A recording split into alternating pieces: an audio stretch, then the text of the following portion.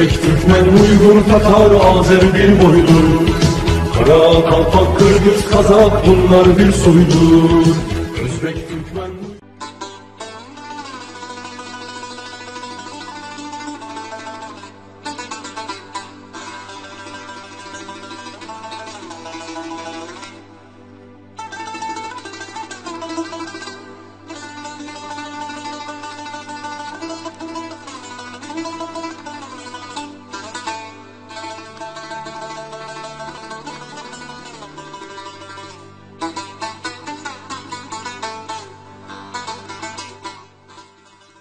Первое переселение уйгуров на территорию современного Кыргызстана приходится примерно на 20-е годы XIX века, вторая волна миграции на 50-е годы. После 1991 года в Кыргызстан приехали и осели в нем еще немало представителей этого этноса. Уйгуры в Кыргызстане компактно проживают в Бишкеке, Карабалте, Новопокровке, на юге страны, в селе Кашкар-Кыштак Карасуйского района и не только. По последним данным, в Кыргызстане проживает 53 тысячи уйгуров. В Чуйской области их насчитывается около 16 тысяч, в Бишкеке 14 тысяч. Они активно участвуют в социально-экономической, общественно-культурной жизни страны. Отличительной чертой многострадального уйгурского народа является дружелюбие, открытость, высокий уровень толерантности и трудолюбия.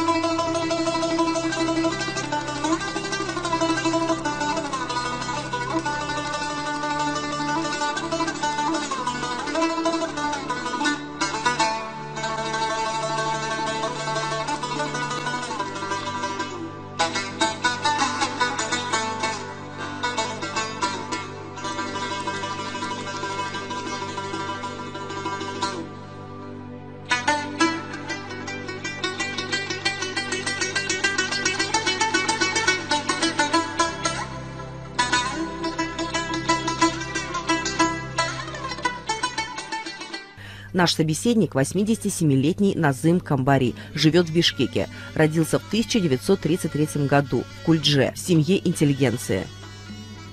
Назмака, скажите, пожалуйста, откуда вы родом?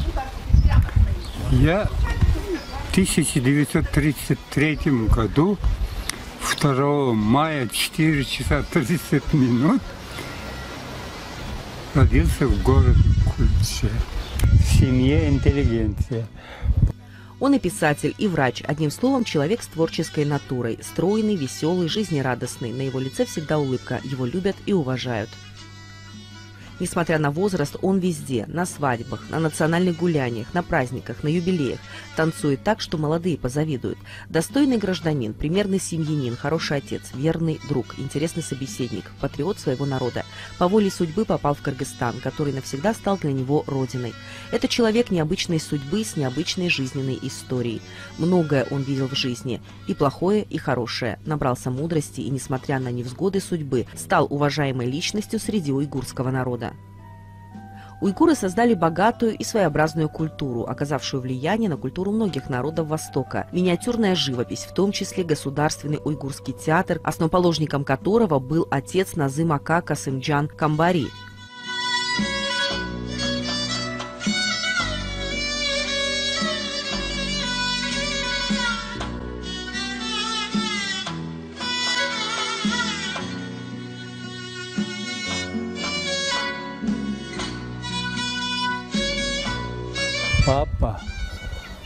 кончил РАФПАК в Ташкенте, потом поступил в САГО, Среднеазиатский государственный агроном факт. Мама учился у Тохтасан Джалилова. Она была скрипачка и цимбалы. В общем, они тогда поженились и свой трудовой деятельность начали как артист и артистка. В 1933 году в Кульдже. Там он организовал уйгурский уйшма, вот подобие как сейчас диаспора культуры. И папа в Ташкенте, когда студентом был, уже начал писать стихи, перевести вот это азербайджанский Ашин Малалан. По памяту с мамой вместе сидели, перевели на уйгурский язык. И уйгуры думали, эта песня принадлежит уйгурам. Основоположник, вот это все песни писал они. И режиссер они. Вот. И в главных ролях они играли. Сами же писали, сами... Да, ну нету. Вот как мама рассказывает, женщинам не разрешали на сцене играть. Поэтому моя мама и первая женщина, она как уйгурка пошла играть роль. Санам, Мejnun, Лейли, Мejnun, Тахир, Зухра и так далее. Поэтому... Но у нее театральное образование не было. Было. Было? Мама кончил Ташкентское музыкальное училище. Нет, Музыкант она была. Вот она как хорошо играла на скрипке, на цимбале. Касымджан Камбари – видный поэт-мыслитель, искусствовед, активный общественный деятель, оставивший глубокий след в истории уйгурского народа. В 1923 году Касымджан уезжает в Советский Союз и поступает в Ташкенте на рабфак. В 1932 году после окончания учебы Камбари возвращается в Синьцзян. В это время он работает в культурно-просветительских организациях, являясь одним из организаторов местного кружка по развитию искусства уйгуров. Касымджан Камбари в 1936 году написал и поставил оперу «Герип Санам», в которой сыграл роль Гарипа. Я тоже с малых лет начал петь. Гарип Санам, Лейли, Мejnun, Тахир, Зухра, вот такие. Вы сейчас вспоминаете? Да. Можете хоть что-то вспомнить сейчас? Из них что-нибудь? مثلا, тогда не было ни детсад, ни ясла, папа меня и мою сестру, сейчас она живет в Яркенте, Панфилова, одну руку ее держит, одну руку меня, придет к свой, это уишма, там зал репетицион, на окне посадит, и мы сидим. Изучаем. До конца это репетиция должен, каждый день, когда увидишь, автоматически вспоминать. Вот особенно. Мать была первым балетмейстером и впервые исполняла главные роли во многих спектаклях театра в Кульдже в 30-х годах прошлого века. В том числе она перевела опереты «Аршин Мал Алан» азербайджанского композитора Узиира Каджибейли на уйгурский язык и сыграла партию Гульчухра и в опере «Тахир и Зухра» «Зухру». Аршин Мал Алан я могу много из них песенки, один из них спою. Aşık oldum. Почему-то они назвали oldum, а уйгурлар болдum dedi. Aşık oldum özünge, kaşın bilen közünge, ten tapmazdın özünge, seni taptım ben buldum, cüde ben buldum, yine ben buldum dilber, yürüyebilmeyim sensiz. Тurabilmeymen sensiz. О, так, это у меня сейчас экспромтом как попал. А так я много кое-что вспоминаю.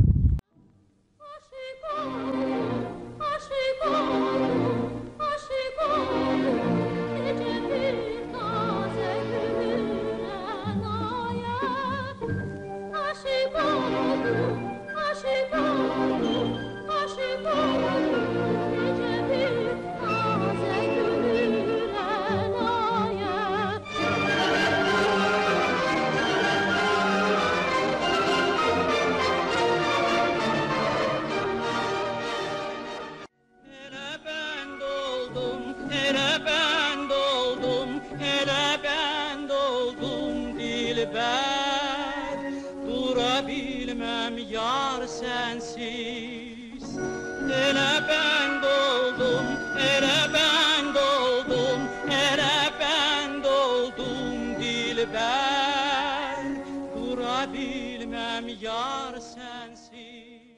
это вы уже пели на уйгурском. Да, Ашим Малалан? да.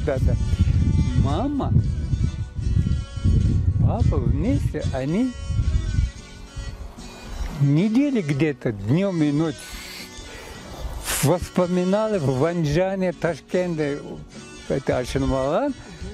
Ну, не было ни перо, ни бумага, ничего. Вот. Они по памяти. Назмаха, скажите, пожалуйста, почему именно они выбрали Ашим Малалан, а не другой нации, другой песни? Почему? В самом деле, Азербайджан мы без переводчика понимаем. Вот и они поэтому По душе. по душе, и мотив похож. Ну, вот так и это каждый сезон обязательно Ашим Малалан был на сцене. А сколько в составе были в вашей семьи? Сколько человек в то время?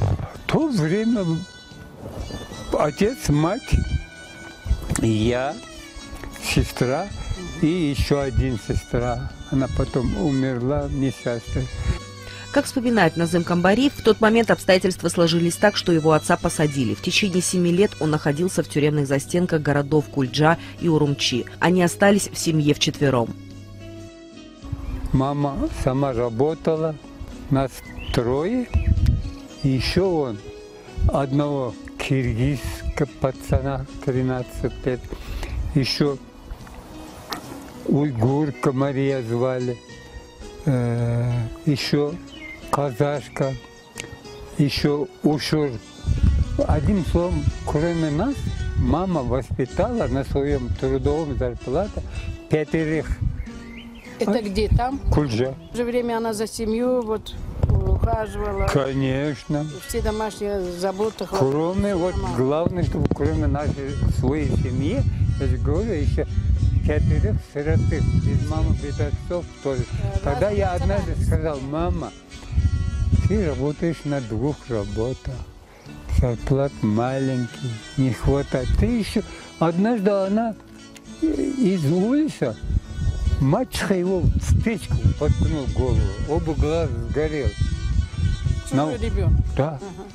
Нация его называется Манжу. Есть. Манжу. Как? Нам самим не хватает, мама говорит. Папа уже в тюрьме сидит, 7-8 год. Он говорит: Балам, сынок, это Создатель Божий должен кусок хлеба кушать, иначе она умрет, у него никого нет. Поэтому я должен воспитать 5 из них. 2 дал высшее образование, замуж отдал. Даже сейчас, я не знаю, жив, не жив, в Кульдже живут одна дочка, уйгурка, которую мама воспитала и замуж отдала. Сейчас вы живете в Кыргызстане. Да. Назым Ака говорит, у уйгуров с кыргызами очень много родственных семейных связей. У нас вера одна и язык тюркский. Мы, кыргызстанцы, единый и неделимый многонациональный народ, живущий в согласии, дружбе и гармонии на благословенной земле. В Кыргызстан они прибыли 15 мая 1961 года. С Назым Акой на грузовой машине через Туругард прибыла его супруга Марьям и 2 дочери Лиде и Гульнас. Они поселились у матери, которая сюда прибыла в 1955 году. Она проживала в Сукулуке. Я думаю, благодаря отцу мою, он дал такое воспитание. Мы все вот эти тюркоязычные народы, он много раз повторил это слова. Почти, можно сказать, один народ. Вот, который киргиз, казак, узбек, татар, азар, мазар, это все говорит почти одной нации. Оказывается, Махмуд Кашкари в свое время писал, вот это все тюркоязычные народы без переводчика друг друга понимают. Поэтому мне приятно было. Я играл в детство с детьми татарина, казаков, даже в 1944 году в войне мы были джайлявы, не могли вернуться. И я 3 года жил с казаком, одевал по-казахски шалбар, чокой, домбра. Я домбра неплохо играю.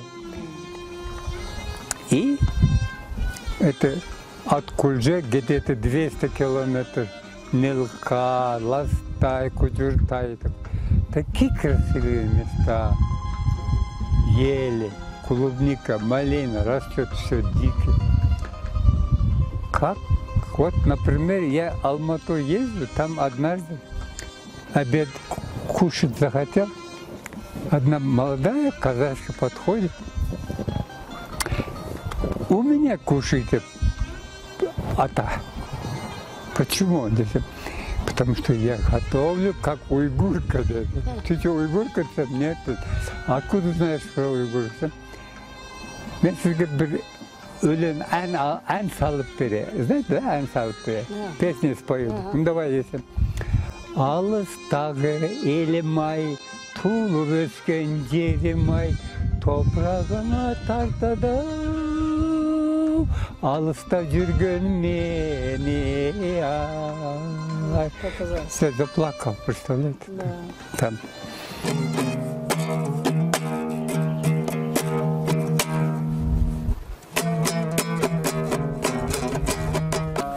Gamden kutulmagan,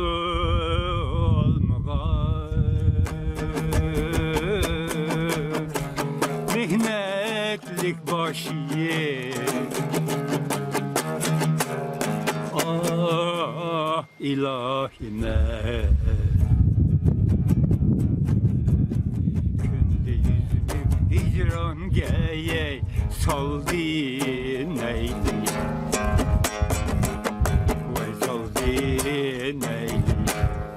Kararı yok şun pelek, peleknin gerdişi. Ah ilahime, gönlümde armalara kaldı neydi? Kaldı neydi?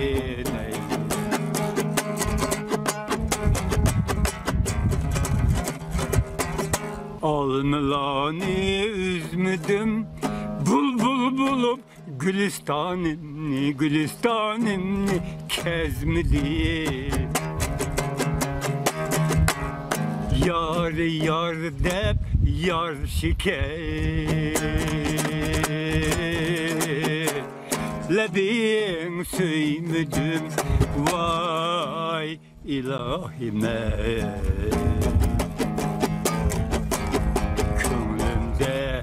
Armallara kaldı neyli, kaldı neyli. Тогда не было, Кумаханом, ни телевизора, ни радио, даже патефон у самых богатых людей был. Но зато домбра казахский. Особенно никогда не забуду Али. Такой его звали Али. Имя его Али. Как? Это, оказывается, целая энциклопедия была. Вот тогда, да, это было в 37-м, 8-м, 9-м годах, допустим. Рамазан, он поет домбра, говорит, или айтады, зарапаза. Он спою 2 куплета. Я 100 куплет мог петь по-казахски, зарапаза. 100 куплет? Ну, сейчас, наверное, не будет. Вот спою. Ассаламу алейкум Дауд Калем. O suyduğu ağalarga verdik selam. O suyduğu ağalarga versek selam. Selamım kabul etsin Allah Teala. Muhammed ümmet etkan Carapazan. Oradan kabul olsun ustagan can. Bireği 5 namazdın ekinte dağ. 5'tin suyunu içsen kekirte dağ. Orada namazını kütüp barsan, barganda kıl köpürden sekirte dağ. Я могу продолжать до 10-15. Назмаки, давайте все-таки вернемся к вашей семье. Вот вы переехали сюда. С чего начали? Куда переехали? Именно где? В каком месте? Образование. Вот начните свой жизненный путь. В 1961 году я, окончив в Центральном Китае военно-медицинской академии, работал в Кашгарском медтехникуме и второй больнице называется. В 1958 году Назым Ака закончил в городе Чанчуй военную медицинскую академию с отличием, где учился 8 лет, получив специальность универсального военного врача, после чего был направлен в город Кашгар врачом-терапевтом, заодно являлся заведующим учебной части медтехникума. Вот этот дутар у меня на руках, а одна, по которой лидер, на этой руках. Вот так. Там проверяющий на границе вот это. Да. Пограничник. Как называется? Пограничник. Торгот. Пограничники. Звание полковник подходит. Эй, говорю, куда ты своим дом бросишь? Вы когда переходите... Да. Тебе надо спасать свою жизнь, а ты дом бросишь, таскаешь. Тогда я ответ нет. Все моментно отвечал, а он открыл рот постоянно. Я что сказал, знаешь? Ты помнишь, один киргизский талант до Берлина с этой коммузом доходил. А я почему не могу сюда принести свой дутар? О, болды, дед. Приехали сюда, всех, там дом Дехан называется такой, гостиница. Там каждому отдал, по-моему, 50 рублей советские. И водичка. Папа, то есть мама жила в Сокулуке. Я очень большой трудом добился приехать сюда, потому что, говорят, тебя воспитали 8 лет, и ты куда бежишь-то? Ты там не найдешь, от голода умрешь. Я говорю, бог с ним, я подметать улицу буду, как-нибудь. И вот здесь, где-то после приезда недели прошло, я не смог без работы, потому что я с малых лет привык работать как учитель. Да. Тогда еще... И тогда мама меня взяла, вместе мы поехали в Минздрав. Он, оказывается, вот где этот турецкий магазин по Парчевду, напротив. Тогда министром здравоохранения был Зыфар Эгембердиев. Он ему очень помог, потому что куда бы он ни обращался, его не брали на работу, ссылаясь на то, что не владел русским языком. Благодаря Эгембердиеву он прошел годичную практику в клинике Мирахимова. Затем его направили участковым врачом в городскую больницу номер 6. С 1964 по 1966 годы обучался неврологии в клинической ординатуре, после чего и был направлен в железнодорожную больницу, где проработал до пенсии. И через неделю вызывают, говорят, оказывается, ты умеешь разговаривать по-узбекски, по-киргизски, по-татарски. Ты иди лучше Чабанам работай. Кенис Анракай тут есть. Туда послал. Чабану? Нет, лечить Чабанов. Лечить. В 93-м году на пенсию вышел. Потом еще продолжал работать. Где-то я года 2 не работаю, потому что хватит уже. Вам сейчас сколько лет? Меня сейчас 86 лет. 86 лет. А состав семьи сейчас какого? У вас дочь? У меня 4 дочери. Одна старший врач, вторая учитель по французскому языку, третья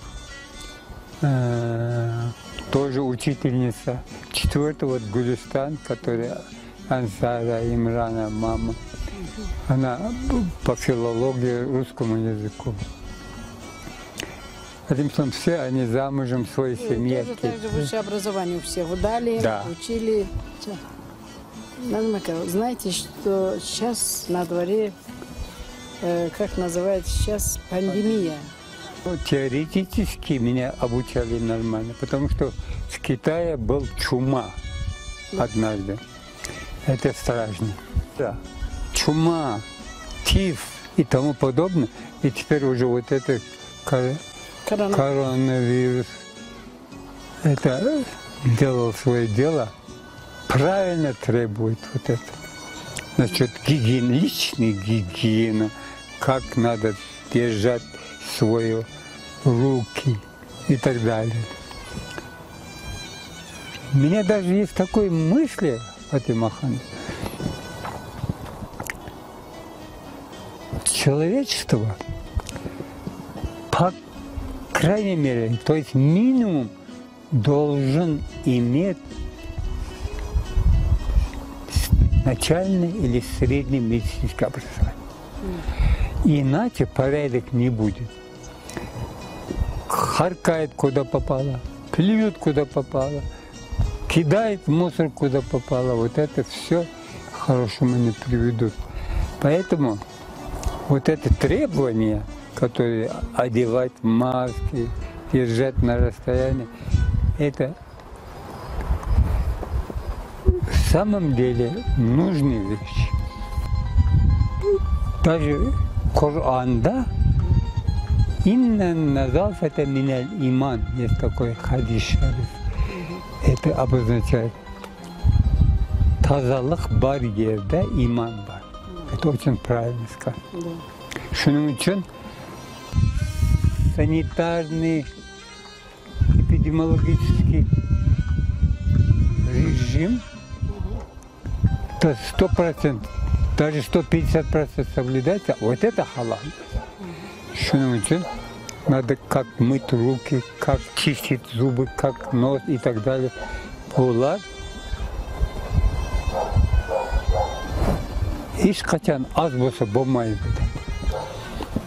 Социальное дистанцирование, ношение масок и дезинфекция общественных мест позволяет избежать массового заражения COVID-19, считает опытный врач-санитар Назым Камбири. Дезинфекция нужна там, где ходит много людей. Люди же дышат, плюют, и вирус какое-то время в окружающей среде живет. Если прошел человек больной и покашлял, это все опустилось на землю, а потом ветер поднял пыль. Промывание носа соленой водой может помочь чисто механически удалить вирус. Помимо медицины, Назым Ака увлекается творчеством и написал несколько книг, 4 из них по медицине и 2 по диетическому питанию. Кроме этого, написано более 250 научно-популярных статей по медицине, истории, культуре, литературе и языку. Напечатаны его стихи на уйгурском, кыргызском и русском языках. Нам известно, что Назым Камбири великолепно поет и играет не только на дутаре, но и на многих других восточных инструментах. Поет и исполняет песни на многих языках мира. Видимо, тяга к культуре у него от родителей.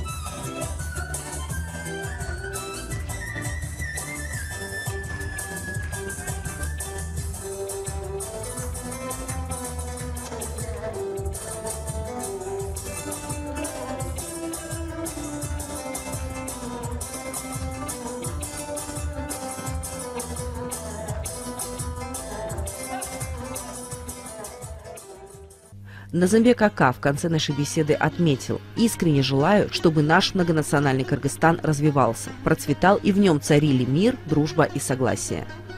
Хорошо, что вы есть среди нас, и есть у кого нам поучиться. Вы настоящий живой пример для грядущего поколения. Пусть все цветы на свете будут вашими. Назым Ака.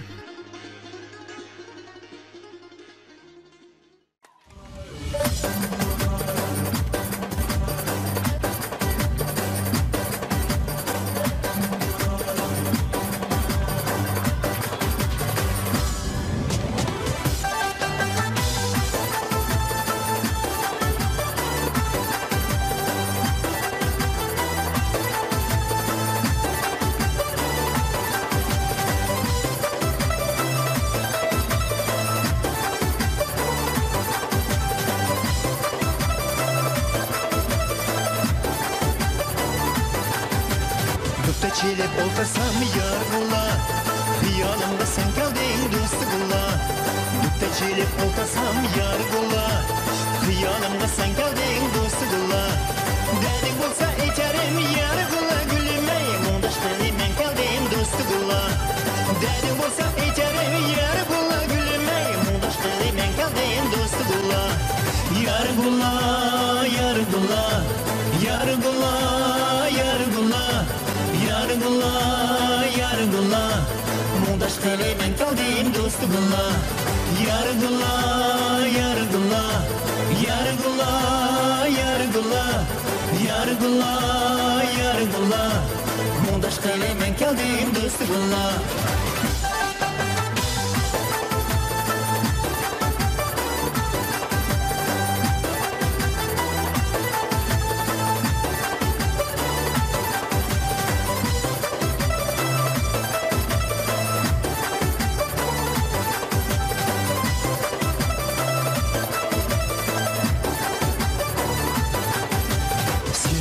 Senin men yargıla, senin bulmay kimnin men dostugula.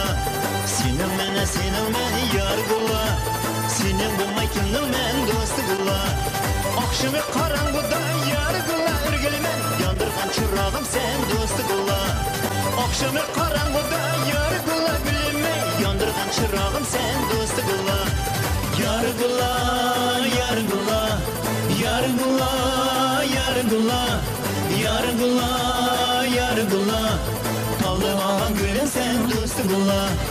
Yargıla, yargıla, yargıla, yargıla, yargıla, yargıla, taldıman gülün sen dostugula.